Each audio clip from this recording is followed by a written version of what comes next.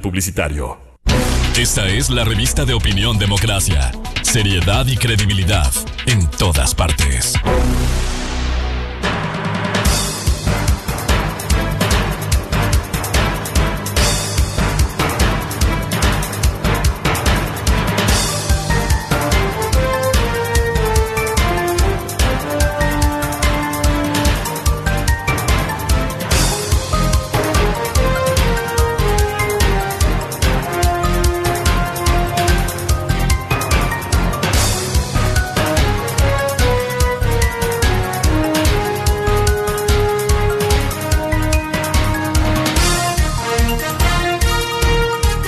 Siete 49 minutos en el territorio continental ecuatoriano, buscando la verdad y abogando por la unidad nacional en pro de la paz y la seguridad en el Ecuador. Queremos dar la cordial bienvenida al señor embajador de carrera durante décadas, Alejandro Suárez. Ha cumplido muchas misiones diplomáticas aquí en el exterior. Hoy es director de la Academia Diplomática, una institución muy respetable, que periódicamente vemos sus comunicados como prueba de la acción que cumplen. Hoy lo hemos invitado, dada su experiencia, para conocer el tema de la demanda presentada por México en la Corte Internacional de Justicia y la contrademanda que en las últimas horas presentara el Ecuador, una contrademanda que, según hemos escuchado a prestigiosos internacionalistas, el Ecuador ha presentado una muy buena demanda que penosamente, le digo a Alejandro, hay que corregir en el exterior esa imagen. Uno escucha noticieros respetables en el mundo en donde dan cuenta parcialmente del tema. Por ejemplo, ayer escuchamos en NTN 24 en donde se pone énfasis más en la incursión de México, del Ecuador en México, que fue un efecto que ha sido condenado, pero casi entre líneas se dice que el señor Jorge Glass es un procesado por la justicia. El señor Jorge Glass tiene dos condenas, dos sentencias condenatorias ejecutoriadas en el Ecuador por delincuencia organizada y por cohecho agravado. Tiene un proceso en marcha con orden de prisión preventiva, el caso de la reconstrucción de Manabí, las presuntas irregularidades. Tiene otro proceso por presunto acoso.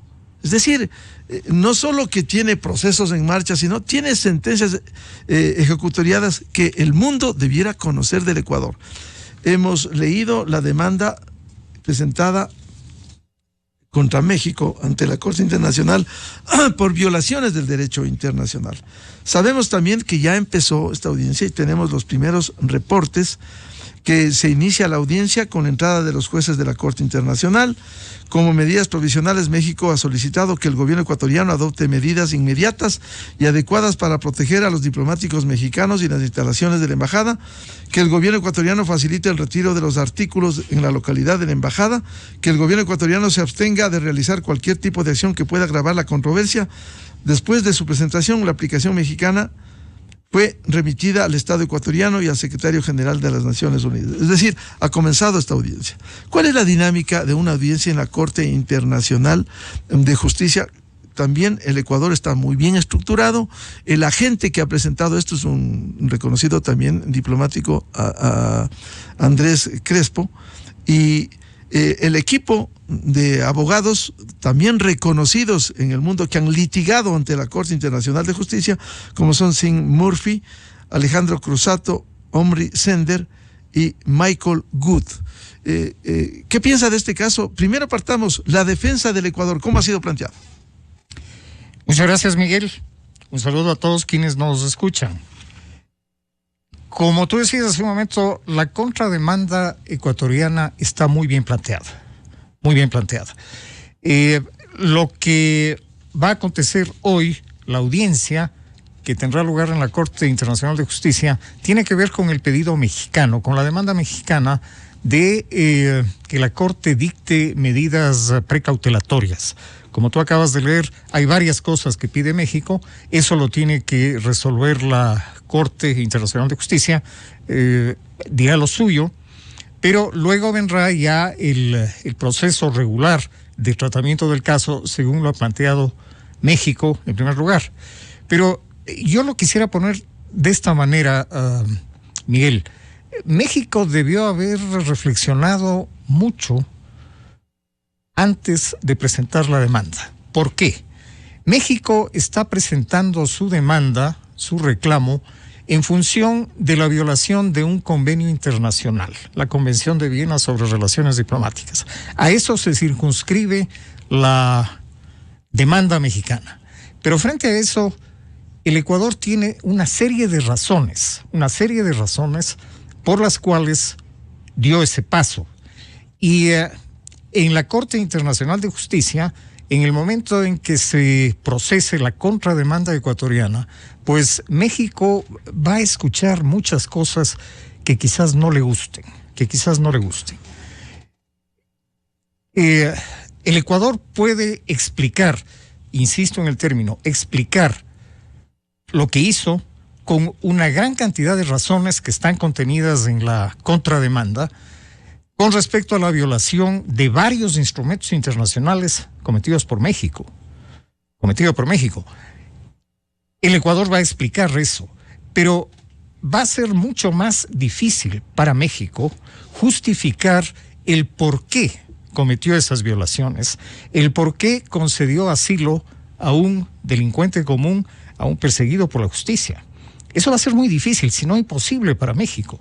En cambio, al Ecuador le sobran razones para probar que efectivamente México violó varios instrumentos internacionales. Y en esto es interesante precisar qué es lo que plantea el Ecuador en su contrademanda. Plantea tres cosas.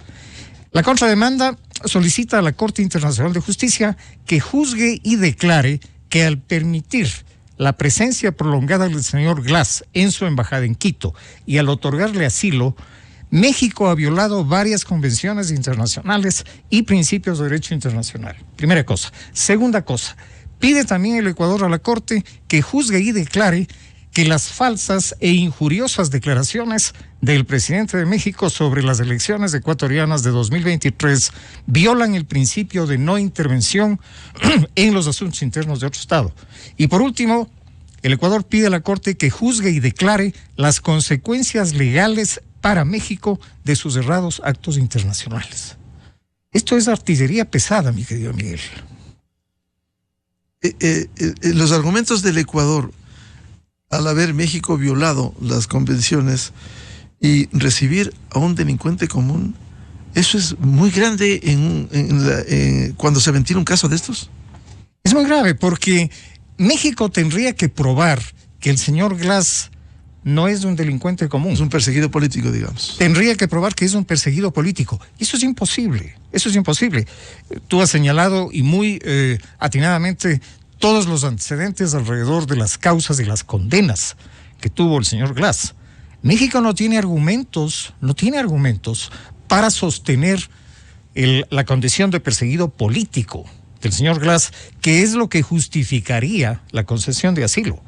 Porque lo que está ocurriendo es que ese asilo ha sido claramente concedido a una persona reo de delitos comunes en violación de varias convenciones internacionales, concretamente las que tienen que ver con el asilo y que están citadas en la contrademanda ecuatoriana. Claro, tanto la Convención de Viena del 61 como la de Caracas del 54.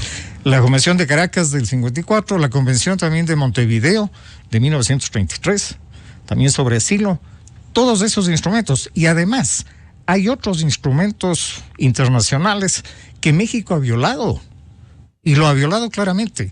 Me refiero a las dos convenciones para combatir la corrupción, que son la Convención de Mérida, que es la Convención de Naciones Unidas, curiosamente Mérida, México, la Convención de Mérida de lucha contra la corrupción y la Convención de Mérida es de Naciones Unidas y la Convención Interamericana de lucha contra la corrupción, que concretan, que consagran, que disponen la cooperación de todos los países justamente para combatir la corrupción. Y en esas dos convenciones, entre los delitos que se mencionan, está el soborno, que es uno de los delitos por los cuales se ha condenado al señor Glass. El soborno está concluido, sentencia ejecutoriada, demostrada, con pruebas, 10 jueces, el caso sobornos que procesaron, no un juez, 10 jueces procesaron al señor Glass. Es decir, los temas anticorrupción son sensibles también en el mundo, cuando en la Convención Interamericana que señalaba el embajador Alejandro Suárez contra la corrupción de 1996 y también la Convención de las Naciones Unidas contra la corrupción del 2003. Sí, efectivamente. Y hay una cosa interesante que quisiera insistir, Miguel, sobre el tema de las dos convenciones de lucha contra la corrupción. Cuando se aprobó la Convención de Mérida de Naciones Unidas, el entonces secretario general de la ONU, Kofi Annan, dijo lo siguiente, y leo: estas disposiciones, las de la Convención, las primeras de este género, introducen un nuevo principio fundamental, así como un marco para ampliar la cooperación entre los estados, a fin de evitar y descubrir la corrupción y devolver los beneficios obtenidos. En el futuro, los funcionarios corruptos tendrán menos opciones para ocultar sus ganancias ilícitas. Esta cuestión es especialmente importante para muchos países en desarrollo, en que altos funcionarios corruptos saquearon la riqueza nacional y los nuevos gobiernos necesitan recursos desesperadamente para reconstruir y rehabilitar la sociedad. Este párrafo parece dedicado al señor Glass, dicho por el entonces secretario de la ONU, Kofi Annan. Claro, la convención fue del 2003, es decir, hace 21 años, ¿ya? Así es. Y está latente eso. Claro, está plenamente vigente la convención. México y el Ecuador son parte de esa convención. Y aquí no puede sacar el cuerpo México argumentando, porque el sustento, embajador Suárez, el sustento básico de México es que protege a un perseguido político. Es decir, ese es un engaño monumental a la comunidad internacional, a la Corte Internacional de Justicia. ¿Cuáles son los sustentos de eso? Yo me temo, Miguel, que México ha confundido un poco los objetivos de su reclamo. Parecería que lo que más le interesa es la seguridad y la devolución del señor Glass antes que la violación del derecho internacional que le atribuye al Ecuador. México no puede sustentar, no está en condiciones de sustentar la inocencia del señor Glass, de sustentar la condición de perseguido político. Y en eso, digamos, ese elemento tendría que ser, digo yo, tiene que ser un elemento fundamental para la sustentación de la posición mexicana. Sí, el Ecuador violó la Convención de Viena sobre relaciones diplomáticas. Eso es indiscutible. Pero el tema es, ¿por qué lo hizo? ¿Por qué lo hizo? Y esto es algo que, en mi criterio, la Corte Internacional de Justicia lo va a tomar en cuenta. Va a tomar en cuenta dentro del proceso que se ha iniciado hoy. Claro, dentro del proceso. No sé si es que en algún momento, no conozco a fondo los procedimientos de la Corte, pero quizás en algún momento podría ocurrir que la Corte decida resumir en uno solo los dos casos, las dos demandas, la de México y la del Ecuador, que en definitiva se refieren a un mismo tema. En el fondo se refieren a un mismo tema. Que sería el tema de la defensa de Glass. Claro, la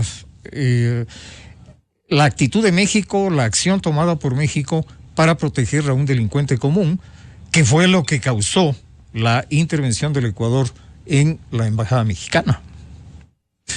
Va a resultar cuesta arriba para México el tratar de seguir reivindicando la figura de Jorge Glass. No nos olvidemos que la propia canciller mexicana Alicia Bárcenas ha seguido insistiendo porque se le entregue al señor Glass. O sea, primero, injerencia en las políticas internas. Segundo, que se le dé salvoconducto. Han seguido insistiendo en eso. ¿Algo inviable? Es inviable. Y creo que hay que tomar en cuenta también un elemento, Miguel. Y es que en el desarrollo del proceso contra el señor Polid en Miami, fue mencionado el señor Glass.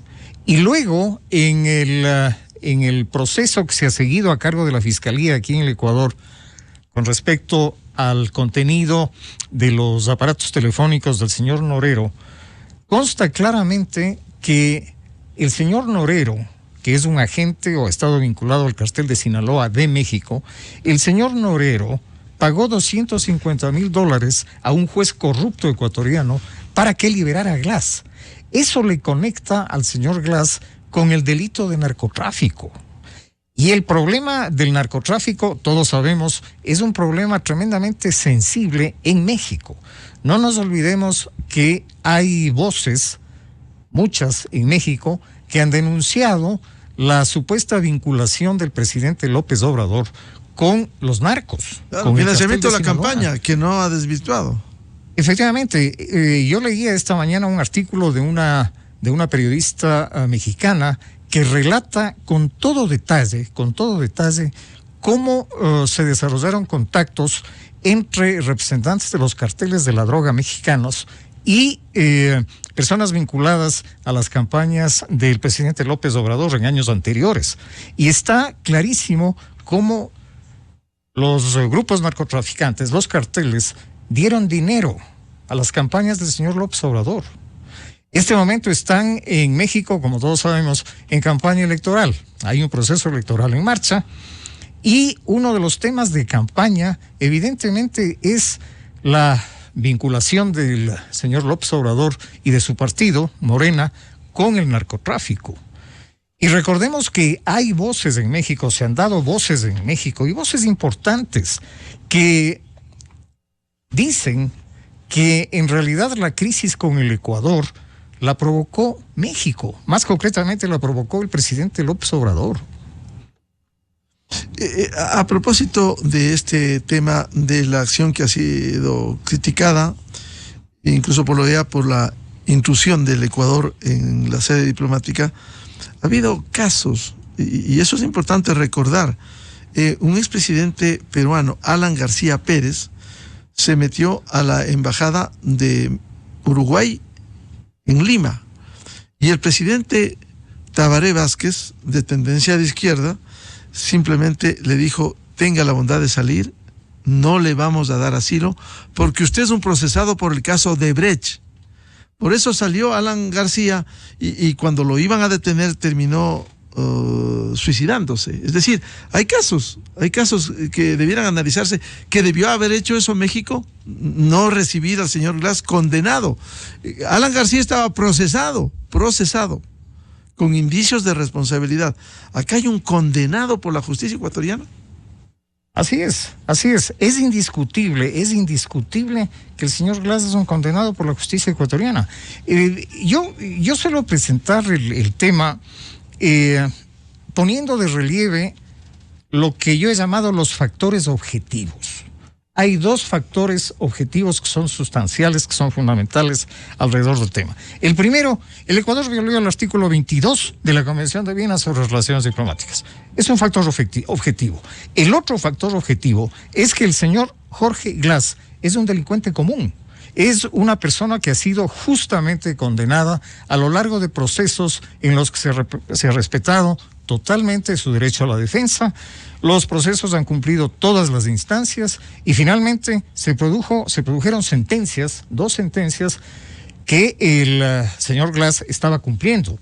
Finalmente, por intervención de un juez corrupto, el señor Glass salió de prisión, pero tenía la obligación, como condenado que estaba, tenía la obligación de presentarse cada cierto tiempo ante las autoridades, en fin, cosa que no hizo. Entonces, eso es irrefutable. El hecho de que el señor Glass es un delincuente común es irrefutable. Y repito, a México le va a resultar muy difícil, yo diría imposible, probar que el señor Glass es un perseguido político. Porque no hay ningún fundamento, no hay ninguna razón que pudiera sustentar esa posición. Y el argumento, embajador Alejandro Suárez, el argumento que exhibió en más de una ocasión Andrés Manuel López Obrador, el presidente de México, de que debiera ser la justicia internacional la que califique si Jorge Glass es un delincuente. O sea, se atreve, es algo, una audacia de López Obrador desconocer a la justicia ecuatoriana y decir que sea la justicia internacional la que diga si es o no delincuente Jorge Glass. Eso es absurdo, eso es descabellado, porque además eso sería una intervención absolutamente repudiable en los asuntos internos de otro Estado.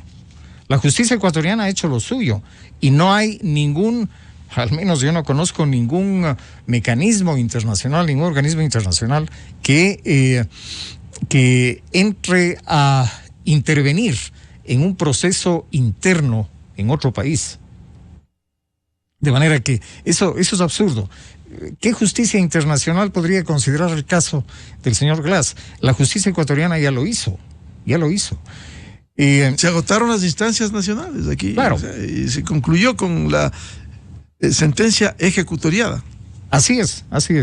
2 sentencias ejecutoriadas, muy claro el proceso, transparente, justo, legal. Eso indiscutible. Ahora, es posible, por lo que señalaba el embajador Alejandro Suárez, director de la Academia Diplomática, si Glass fue mencionado en el caso de Carlos Poliz, lavado de activos, fue mencionado incluso por el testimonio de José Concienciao Santos y Geraldo de Sousa, ex ejecutivos de Odebrecht, si fue mencionado, y si ahora, como corroboró claramente el actual presidente encargado de la Corte Nacional de Justicia, por el mandato popular aprobado en el último referéndum, automáticamente, una vez que se oficialicen los resultados, una vez que se publique en el registro oficial, esto no necesita ninguna reforma, sino la aplicación de la extradición de ecuatorianos. ¿Pudiera Jorge Glass, en hipotético y en perspectiva, ser reclamado por la justicia americana y llevado a los Estados Unidos por extradición? ¿Queda abierta esa puerta? Digamos que en teoría queda abierta la puerta, pero hay que tener en cuenta una cosa. La justicia americana juzga, procesa delitos cometidos contra las leyes americanas. Entonces, el sistema americano tendría que evaluar si es que eventualmente el señor Glass ha cometido algún delito que sea imputable en los Estados Unidos. Si es que así fuera, serán las autoridades americanas las que soliciten la extradición del señor Glass.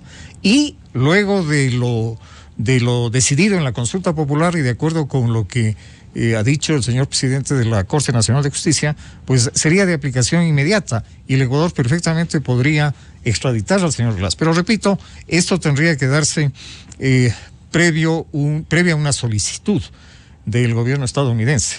Claro. Pero queda abierta la posibilidad para él o para cualquier ecuatoriano. Claro, queda que abierta la esté posibilidad. Involucrado en procesos en los Estados Unidos. Así es, la posibilidad queda abierta. Volviendo al tema de la contrademanda ecuatoriana, la formulación del Ecuador contra México es que hay hechos derivados internacionalmente ilícitos, como usted ha descrito. Aquí hay la claridad en la posición del gobierno ecuatoriano de decir que México tuvo procedimientos internacionales ilícitos. Efectivamente, los actos internacionalmente ilícitos cometidos por México, la violación de los convenios internacionales, que es clarísima, y luego también la intervención impertinente, yo diría hasta grosera, del señor presidente López Obrador en los asuntos internos del Estado ecuatoriano. Bueno, deslegitimó las elecciones. Así Casi fue. se burló del asesinato de Fernando Villavicencio, diciendo que eso permitió que pierda su candidata. ¿Acaso eso no viola el principio de no intervención en los asuntos internos? Así fue, efectivamente, ese es otro acto internacionalmente ilícito. Y creo que vale la pena recordar, Miguel, cuando se producen las primeras declaraciones del presidente López Obrador y que motivan la declaratoria de persona no grata de su embajador en Quito, decisión que yo considero absolutamente correcta, la declaración de persona no grata de la señora embajadora, se produce esa declaración y al día siguiente el señor López Obrador se ratifica en las declaraciones anteriores, y él lo dice, se ratifica en las declaraciones anteriores y acto seguido concede asilo al señor Glass. Es decir, es una cadena de violaciones de las normas internacionales. Tal vez era parte del plan, ¿no? Parte del plan, provocar al Ecuador. El Ecuador declara persona non grata al embajador en Quito y reacciona a López Obrador para provocar al Ecuador y le dé el asilo. Y luego se mencionó que pretendió hacer, que no se cristalizó, sacar a Jorge Glass que estaba en la sede diplomática en Quito, como ya lo hizo con Evo Morales, como pretendió hacer con Pedro Castillo, el expresidente que hoy está en la cárcel en el Perú. O sea, hay antecedentes de López Obrador para actuar así. Hay antecedentes, y este es un punto muy en contra del presidente López Obrador, teniendo en cuenta sobre todo la tradición mexicana de no intervención en asuntos internos de otro Estado. Un canciller mexicano, Genaro Estrada, fue quien planteó justamente el principio de no intervención al que México se ajustaría, concretamente en el caso del reconocimiento de gobiernos, reconocimiento de nuevos gobiernos, pero que es extensivo a toda la actividad, a todos los hechos diplomáticos de México, la no intervención en asuntos internos de otro Estado. Y el presidente López Obrador, con lo que hizo con el Ecuador, lo que hizo en Bolivia, lo que trató de hacer en el Perú, pues son intervenciones directas, flagrantes en asuntos internos de otro Estado. Recordemos que el presidente López Obrador se negó a entregar la presidencia de la Alianza del Pacífico a la presidenta del Perú, que asumió legítimamente el gobierno en el Perú. Sin embargo, López Obrador asumió que esa condición de la presidenta Boluarte era ilegítima. Y es un acto de intervención. De manera que, insisto, todo esto, pienso yo, tendrá que ser considerado en el proceso en la Corte Internacional de Justicia luego de la contrademanda ecuatoriana. Y pues, repito, México va a tener que escuchar cosas que quizás no le guste escuchar. Y no solamente en la Corte Internacional de Justicia, si es que eventualmente insiste en ese descabellado pedido de que se suspenda al Ecuador o se lo expulse de la Organización de las Naciones Unidas, eso demanda otro procedimiento. Y eso no va a pasar. Tiene que haber pronunciamiento de los 193 países de la Naciones primero Unidas. Tiene que darse un informe del Consejo de Seguridad. Y luego ese informe pasaría a consideración de la Asamblea General de todos los países, y pues así se haría un debate, se produciría un debate en el que pues México Ecuador también va a escuchar diría lo suyo, y ahí tendría que escuchar México y la comunidad internacional las razones del Ecuador. Muy pesadas las razones ecuatorianas, más allá de la intrusión en la sede diplomática, el decir México protector de delincuentes. Exactamente, esa es la figura. Y no es una figura muy elegante. Digamos, el gobierno de López Obrador, ¿no? No es una figura muy elegante en la comunidad internacional. Y peor todavía, cuando esa protección a un condenado, a un delincuente, tiene relaciones, tiene conexiones con el delito del narcotráfico. Eso va a ser, o eso sería muy pesado para México. Muy claro, pesado. El decirle a López Obrador que un narcotraficante desde la cárcel pagó $250,000 a un juez para que salga Jorge Glass, recupere la libertad. Exactamente. Muy duro, ¿no? Claro. Y eso está probado. Hay una prueba testimonial que podría ser, y de hecho es perfectamente el contenido de esos audios, de esos teléfonos que pertenecieron al señor Norero. No, y hay otros personajes que han colaborado, que están procesados y que han corroborado eso. No solo la mención de Norero en los chats, o sea, se ha corroborado eso. Efectivamente. Y hay otro tema, Miguel, que quisiera mencionar. No lo he visto en el texto de la contrademanda del Ecuador, pero sin duda será planteado por el Ecuador, y que creo yo tiene una importancia muy especial, que es el concepto, o el principio más exactamente, de la buena fe en el cumplimiento de los tratados. Esto está consagrado en la Convención de Viena sobre Derechos de los Tratados, y bien se podría decir que México también viola la Convención de Viena sobre el Derecho de los Tratados, porque allí se establece muy claramente que la aplicación e interpretación de los tratados tiene que hacerse de buena fe. ¿Qué es la buena fe? La buena fe es proceder de acuerdo con los objetivos, con el espíritu de los tratados, con los propósitos de los tratados. ¿Acaso la Convención de Caracas sobre asilo estuvo destinada para proteger a delincuentes? No.